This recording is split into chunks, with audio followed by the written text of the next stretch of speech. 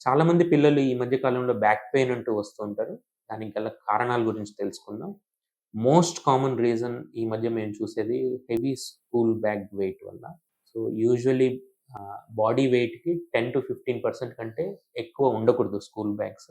Suppose బాబు గాని, పాప గాని వెయిట్ 30 కేజెస్ ఉందంటే 3 కేజెస్ మించి ఉండకూడదు. బట్ హెవీ స్కూల్ బ్యాగ్స్ వల్ల అప్పర్ బ్యాక్ పెయిన్ వచ్చేదానికి ఛాన్స్ ఉంటుంది. సెకండ్ పాసిబుల్ రీజన్ వచ్చి విటమిన్ డి డెఫిషియన్సీ. పిల్లలు ఎక్కువ ఎండకి ఎక్స్‌పోజ్ కాక బోన్స్ కొంచెం వీక్ అయ్యి బ్యాక్ పెయిన్ రావచ్చు. Third possible reason improper posture వల్ల.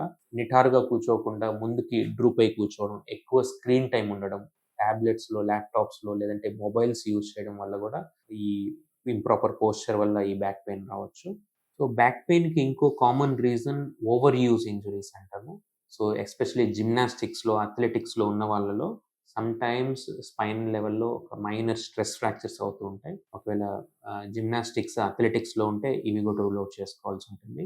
కొంతమంది పిల్లలు చాలా రోజుల నుంచి బ్యాక్ పెయిన్ ఉండి, నడవడం కూడా ఇబ్బంది అవుతూ, వెయిట్ లాస్ ఉంటూ, ఆకలి తగ్గుతూ ఉంది. నైట్ టైమ్ ఎస్పెషల్లీ పెయిన్ ఎక్కువ ఉందంటే ఇన్ఫెక్షన్ కూడా రూల్ ఔట్ చేసుకోవాల్సి ఉంటుంది.